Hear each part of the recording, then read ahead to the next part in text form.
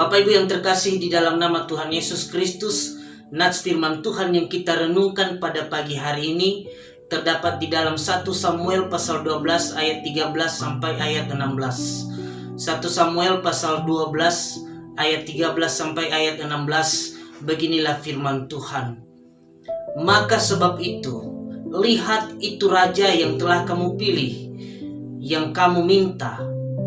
Sesungguhnya Tuhan telah mengangkat raja atasmu, asal saja kamu takut akan Tuhan, beribadah kepadanya, mendengarkan firman-Nya, dan tidak menentang titah Tuhan. Dan baik kamu maupun raja yang akan memerintah kamu, itu mengikuti Tuhan Allahmu. Tetapi jika kamu tidak mendengarkan firman Tuhan, dan kamu menentang titah Tuhan, maka tangan Tuhan akan melawan kamu dan melawan rajamu. Sekarang tinggallah berdiri dan lihatlah perkara yang besar yang akan dilakukan Tuhan di depan matamu ini. Demikian juga pembacaan firman Tuhan. Saya menyapa kita semua, Salam. Bapak Ibu yang terkasih di dalam nama Tuhan Yesus Kristus, tema renungan kita pada pagi hari ini adalah Tuhan tetap yang terutama. Tuhan tetap yang terutama. Bapak Ibu yang dikasihi oleh Tuhan Yesus Kristus, seringkali ketika ada sosok yang hebat muncul, orang hanya fokus pada sosok tersebut. Ia disanjung dan dipuja-puji tanpa melihat lagi kelemahannya, kekurangannya, langsung menjadikannya idola dan harapan baru. Hingga berjalan waktu, pujian dan sanjungan itu lama-kelamaan berubah menjadi hujatan, olokan, dan hinaan.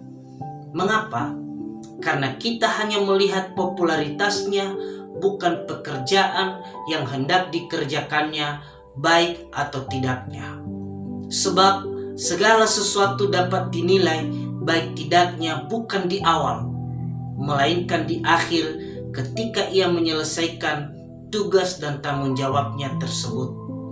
Hari ini kita belajar tentang kisah umat Allah yang telah mendapatkan seorang raja yang mereka minta, yakni Raja Saul. Dan mereka begitu bersemangat, begitu menaruh harapan kepadanya bahwa ia akan membawa umat Allah ke arah yang lebih baik. Pasal 12 ini merupakan peralihan masa kepemimpinan hakim-hakim yang segera berakhir dan era kerajaan dimulai. Samuel sudah menghantar umat Israel sesuai dengan panggilannya sebagai hakim dan nabi, dan telah mengangkat Saul sebagai penggantinya. Tentu ke depan bentuk dan cara kepemimpinan pasti berbeda, tetapi hal-hal yang esensial harus sama. Tetapi sebelum menyerahkan kepemimpinan tersebut, Samuel berpidato terakhir bagi mereka sebagai pesan-pesan dan harapannya kepada umat Allah kelak ketika mereka berada di bawah pemerintahan raja-raja dunia. Bapak Ibu yang dikasihi oleh Tuhan Yesus Kristus, dalam pesan-pesan terakhir ini Samuel menekankan paling tidak 3 hal yang paling utama dan mendasar yang disampaikannya kepada umat Allah. Yang pertama, memastikan apakah selama ini ia menjadi hakim atas mereka. Adakah kesalahan dan kejahatan yang telah diperbuatnya baik di hadapan Allah maupun di hadapan manusia. Ini adalah hal yang penting karena Samuel tidak ingin mewariskan kejahatan kepada pemimpin-pemimpin berikutnya. Ia tidak ingin dendam dan sakit hati umat Allah terus terbawa kepada Saul sebagai raja yang baru. Samuel ingin memutuskan itu di hadapan Allah dan di hadapan manusia. Dan umat Allah menyampaikan bahwa tidak ada kesalahan yang telah diperbuat oleh Samuel. Berarti selama kepemimpinan Samuel ia bersih, dan ia tidak pernah mewariskan kejahatan kepada raja-raja berikutnya. Samuel bersih dari ambisi dan kepentingan pribadi, Kepemimpinan Samuel berpusat kepada Allah. Kepemimpinan Samuel didasarkan pada keadilan dan kebenaran Allah, dan juga pada belas kasihan dan kesetiaannya. Dan ia berharap bahwa Saul sebagai penggantinya akan hidup seperti itu, sehingga ia dicintai oleh Tuhan dan dicintai juga oleh rakyatnya. Yang kedua, supaya mereka tetap mengasihi dan mengutamakan Tuhan dalam segala hal. Setelah Samuel memastikan bahwa ia tidak pernah melakukan kejahatan di hadapan Allah dan di hadapan manusia, maka Samuel melanjutkan pernyataannya, yakni mengingatkan umat Israel untuk tidak terlalu menggebu-gebu dalam kebahagiaan karena telah mendapatkan raja. Meskipun mereka telah memiliki raja, namun harus tetap ingat bahwa hanya Allah yang patut dipuji dan disembah. Umat Israel harus senantiasa takut akan Allah, beribadah kepadanya, mendengarkan firman-Nya, dan tidak menentang titah-titahnya. Demikian pula Raja Israel harus melakukan hal yang sama bersama-sama dengan umat Allah. Pesan ini diulang oleh Samuel sampai 3 kali, karena bangsa Israel dalam sejarah perjalanannya seringkali mudah tergoda untuk menyembah ilah-ilah lain. Samuel kembali memaparkan pengalaman-pengalaman pahit kepada umat saat itu dan kepada nenek moyang mereka. Semua itu menyadarkan umat Israel bahwa hanya Allah yang terutama. Raja pun berada di bawah kuasa Allah. Jangan tergoda untuk menganggap raja sebagai Allah. Kalaupun Tuhan mengizinkan raja untuk mereka, tetapi tetap mereka berada di bawah kendalinya Allah. Raja bukan segala-galanya bagi umat Israel. Dia hanyalah alat yang dipakai Allah untuk menyatakan kuasanya di muka bumi ini. Yang ketiga adalah menyatakan dukungan penuh kepada raja yang baru.